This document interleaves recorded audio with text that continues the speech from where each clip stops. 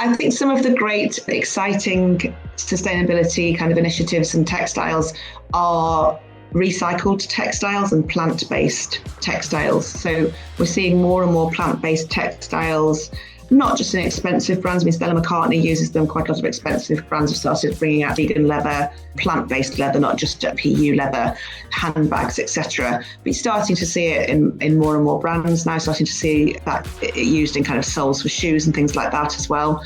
And I also really like now that we're seeing more and more innovation in recycling of textiles.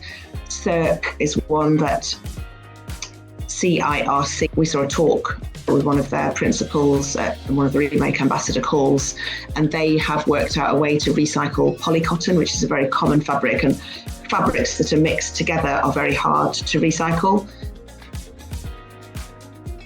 Hi everyone, on today's episode of Now Boarding, we're diving into the world of sustainable living and conscious consumerism with an incredible guest who's making waves in the ethical fashion space.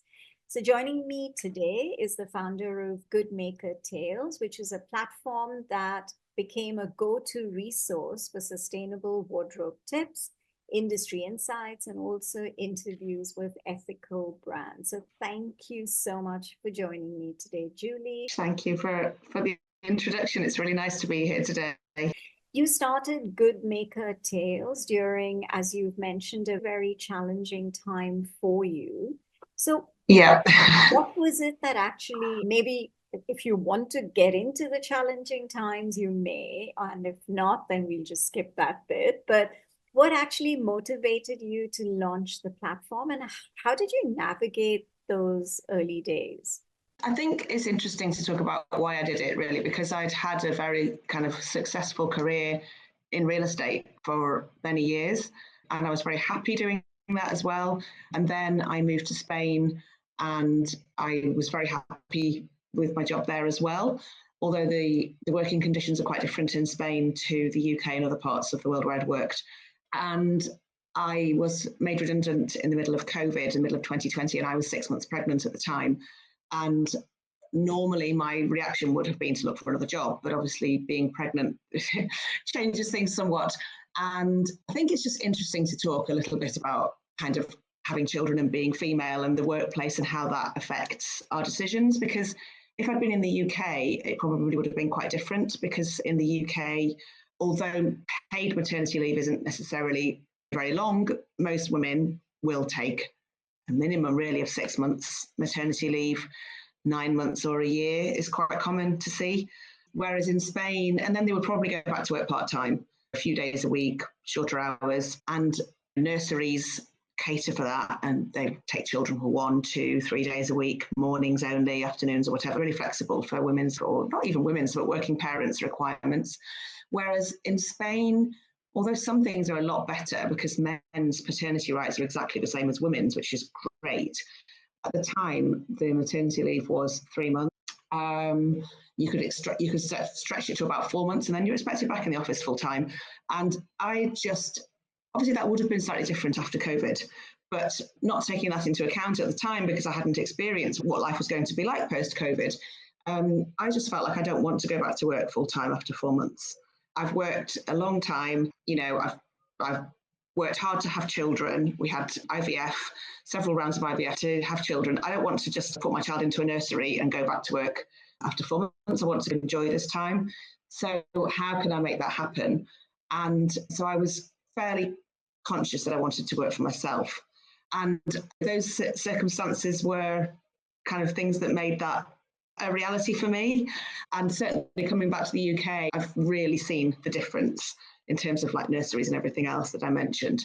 So I decided that I wanted to work for myself because I didn't want to go back to work full time with a small baby. And then I actually went on to have another child. And I thought, what can I do working for myself? And I spent a long time, you spend a long time with babies, sitting with them on top of you, breastfeeding, sleeping, and all the rest of it. I spent a long time looking and researching. And I thought that the best way to work for myself would be to have a website. And then it was like, what should it be about? It has to be something that interests you. Sustainability has always interested me.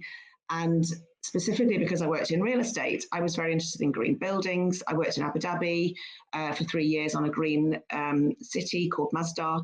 And I was very interested in green practices, how buildings were built, how buildings were managed, and just how we lived our life. And I hadn't really thought about my wardrobe at all.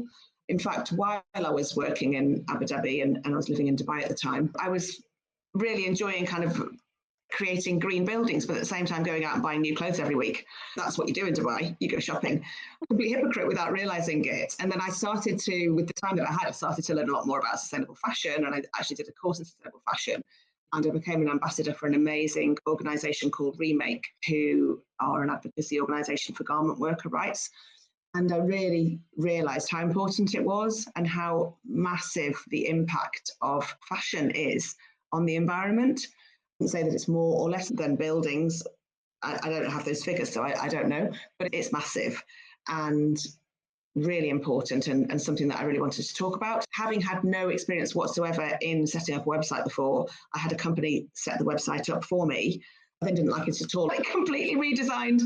So at the beginning, it cost me quite a lot of money, really, because I just had so little experience in what to do and how to set a website up. So that's really how it started. And I learned more as I went along. And I would go to the Remake meetings every month, and I did a few more courses, and we would produce articles about things. And as I was creating those articles, I would learn so much about the topic. And you get involved through LinkedIn as well, and platforms such as LinkedIn and even Instagram with other organizations. And you learn, the more you get into that world, the more you learn about it, and the more you realize how important it is and how the message is so important. And you also learn, once you've got a website, what people are interested in, because you know which articles people are reading and which articles they're not. Yeah. And people are really interested in recycling their products and what they can do with their old products, such as their underwear, their shoes, their running shoes, their bras, their handbags, their old fur coat. People want to know how to recycle, because actually a lot of it is people just don't know where they can do these things. And a lot of the time, it's not that easy. So it's quite difficult to be sustainable sometimes. It's very difficult, in fact. You may have also found. Yeah, so you think that thrift shops and recycling is a good way forward in terms of trying to be sustainable? I think thrift shopping is a good thing to do if you're the one that's buying. I don't think sending bags and bags of your old clothes to thrift shops is necessarily a great thing to do. Certainly if they're not in good condition. It's questionable where all of those clothes end up that we send to our thrift shops. Certainly in Spain, that concept doesn't really exist of charity shops like it does in the UK. There's one called Humana, as they would probably be pronounced in English. But apart from that, there isn't really the kind of charity shop concept. There are secondhand shops. So it's quite common, and I was guilty of doing it as well, buying a whole load of new clothes, doing a big clear out of my wardrobe and just sending bags of it to the charity shop without really thinking about it and without really thinking, are they going to be able to sell all of these clothes of mine and all of the bags of everybody else's clothes that they're probably receiving? It's widely reported that a lot of it ends up in a market in Africa called Manta market and creates a huge amount of waste and pollution there. Although there have been then contradictory figures saying that it's not as much as people have said. It's certainly true that there's a huge amount of secondhand clothing going all around the world and ending up in places like the Atacama Desert, for example, in Chile, that's been seen from space. I think you may have seen those images. There was also a study that was done, and I can't remember who did it now. It was somebody, I think it was Greenpeace in Germany, where they sewed Apple tags into clothes that were sent back to some of the big fashion brands' recycling schemes, where they say, bring your old clothes back and we'll give you a discount to buy new clothes.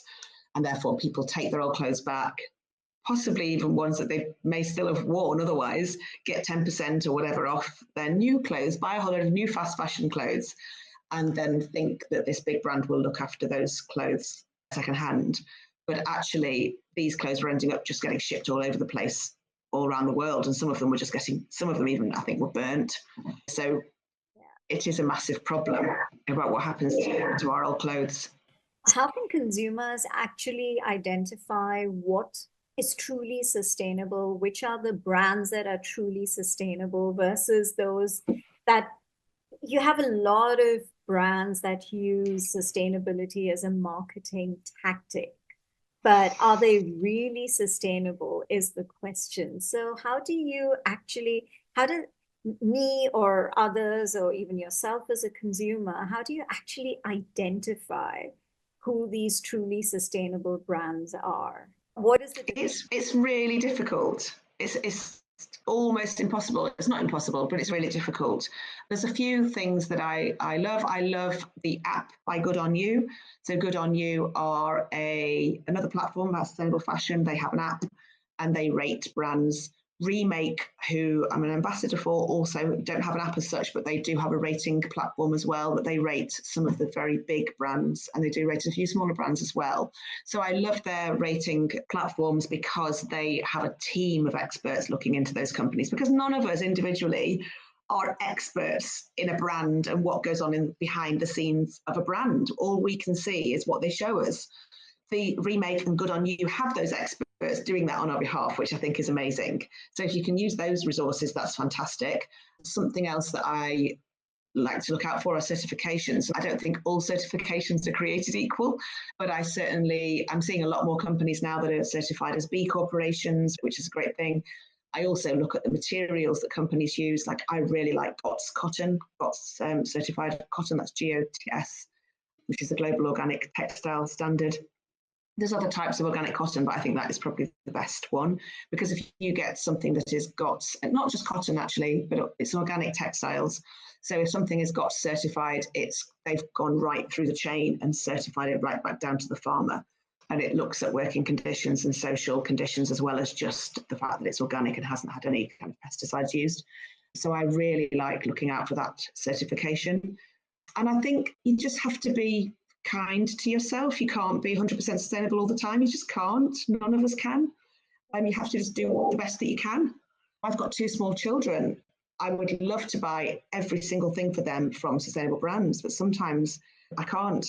So I do buy a lot of their clothes secondhand. I'm actually very fortunate that I have friends that give me a lot of their children's clothes. So I have a lot of hand-me-downs, which I think is brilliant. And then I have people I hand them down to if they manage to come out the other end after two children's use two children. So I really I try and buy their clothes and even their shoes sometimes secondhand. But sometimes, we just have to, go and buy them some new clothes and try and go to the best place that you can. But you also have to live your life, and you can't spend your entire life spending your entire life searching for sustainable products, or you would have no time to do anything else.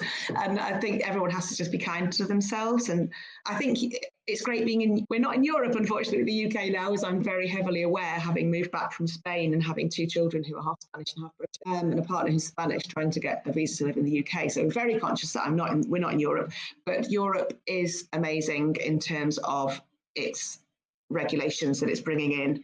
It's bringing in more and more regulations for textiles, for traceability, for transparency for brands. The UK is following suit with a lot of them. The US is, I would say, a little way behind, but it obviously depends on which state you're in. And the rest of the world, well, it varies based on the country. So I definitely think Europe is one of the best places. I think France is outstanding in terms of some of the stuff that they're doing. You can get tax breaks now in France if you get your clothes mended, or it's somehow paid for. I can't remember exactly what it is, but France do quite a lot of brilliant things in terms of sustainability, and they were one of the first ones to get full traceability and manufacturer producer responsibility, where the producer is responsible for what's going to happen to that clothing at the end. They might have to pay in advance for those clothes to be recycled, or provide some kind of scheme for them to be actually recycled and not sent all around the world. Yeah, correct. So what are some innovative, sustainable materials or production techniques that actually you've been researching on and that excite you at the moment? I think some of the great, exciting sustainability kind of initiatives and textiles are recycled textiles and plant-based textiles. So we're seeing more and more plant-based textiles, not just in expensive brands. I mean, Stella McCartney uses them. Quite a lot of expensive brands have started bringing out vegan leather, plant-based leather, not just PU leather, handbags, etc. But you're starting to see it in more and more brands now, starting to see that used in kind of soles for shoes and things like that as well.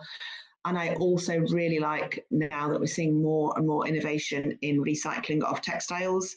Circ is one that CIRC, we saw a talk with one of their principals at one of the Remake Ambassador calls, and they have worked out a way to recycle polycotton, which is a very common fabric, and fabrics that are mixed together are very hard to recycle. So polyester and cotton, being polycotton, is a very common fabric but very hard to recycle. And they found a way to melt out the polyester to then be recycled and to take out the cotton as cellulose and turn that into a sustainable form of viscose. I think that's really exciting if we can start to recycle hard to recycle clothing. Also, there's a jeans, now I'm on the spot, I've forgotten what it's called, but there's a jeans project as well, led by the Ellen MacArthur Foundation. I forgot what it's called, but quite a lot of brands are involved in that, and including brands like Tommy Hilfiger, even Primark was involved, where they looked at ways to make jeans more recyclable and more sustainable. Things like taking out the metal rivets, using sustainable types of thread so that they're much more easy to recycle at the end of life, because jeans are quite hard to recycle because the amount of, my jeans now, the amount of rivets and patches, the leather patches, replacing those with fabric or plant-based patches, etc., and making them more sustainable. There's more and more recycling initiatives all the time, which is great to see. There was one big company, and again, I'm on the spot, so I've forgotten the name, but unfortunately recently lost its funding. I think they've now gained funding again. It's very hard to make a lot of these things profitable because you have to do it at scale.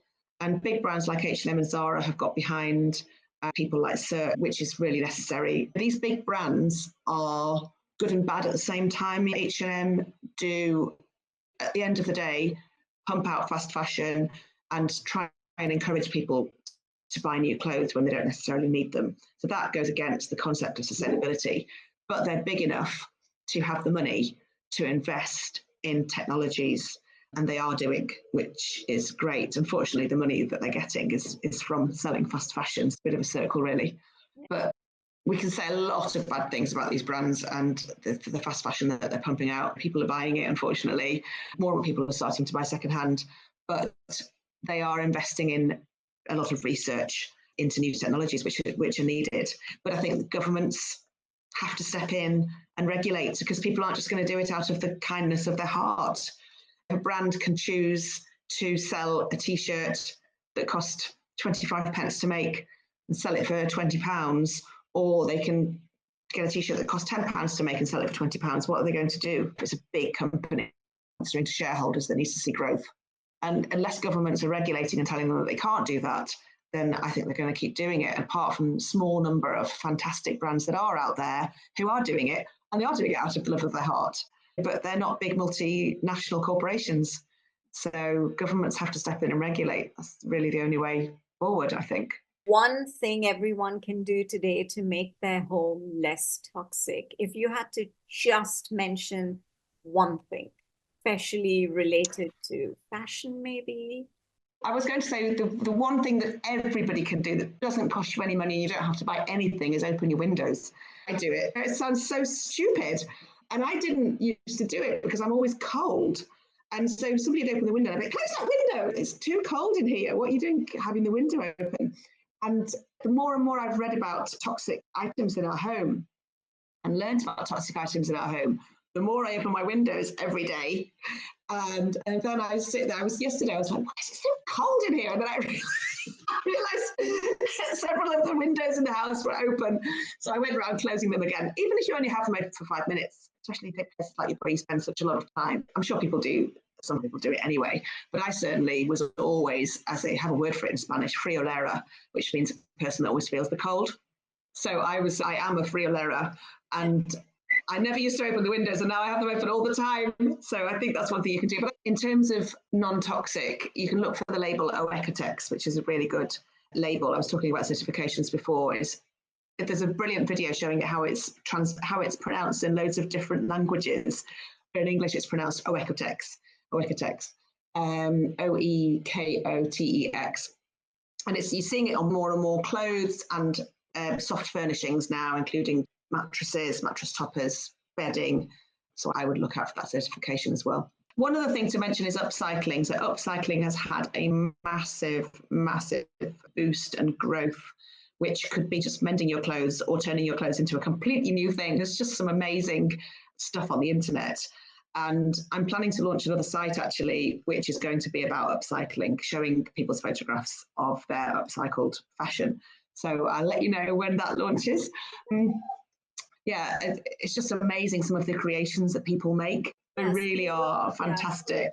With upcycling, I have an example. My daughter, all her school years, her different T-shirts. She was also an athlete, so a tennis player. So she got all the different, right through school, university, all her T-shirts that she had. Some obviously are worn out, some don't fit her anymore, or whatever it may be. She didn't want to part with them. So she, again, got all the T-shirts together and got it upcycled. And I think there's someone in the US who does it. And she's got a blanket made out of it. Oh, wow. Yeah. And so I think this generation is very conscious and aware, and which is good, which I feel that we, at some point in our lives, I think took so many things for granted. And suddenly our priorities changed because there was so much more availability of fashion or whatever it may be, that that's where consumerism became absolutely so toxic. And I feel that with this current generation, they are so much more conscious and aware. And because our environment is at the moment, we all know what kind of a threat we're all going through. So it's interesting to see how they are trying to now get their acts together and say that, okay, no, we need to be more responsible. And my daughter is an example of it. At her age, she's in her 20s, and these are the things that she does. She will not buy a toothbrush where she knows it can't be, it's not, what's the word? It's not recyclable or sustainably sourced. And sometimes I am guilty of saying, no, no, no, I'll just pick this up. And if she's with me, she says, no, Mom, I don't think you should. And then I Good for her. back and I say, yeah, no, you're right. And we're all guilty of doing that. I'm guilty too. You just, like I was saying before, you just can't be sustainable 100% of the time. But that's amazing that she does that and that she's reminding you of those little things. Yeah, she is. And so I learned from, proud of the fact. And I'm not, she's my daughter, but I still feel that there's so much to learn from her. And this is the generation of people who are eco-friendly, who are sustainable, who are making an effort. And I think we have to encourage it, and we have to be proud of the fact and learn from them as well. And I know that you're also, from your end, making such a difference through your platform, and I'm really appreciative. Thank you. Following that you have is incredible, which means that it is resonating with people, whatever you're sharing, and it is making a difference. So the most important thing is that, like with your platform, or even my platform now, my shows, especially Now Boarding, I feel that if I'm able to reach out through these wonderful conversations that I have to even one person, and I'm able to make that difference, I feel fulfilled. So I think we're all trying to do our part, and I'm sure collectively it will make a difference at some point. Yeah, good luck. Have a wonderful day ahead of you. And thank you. You too.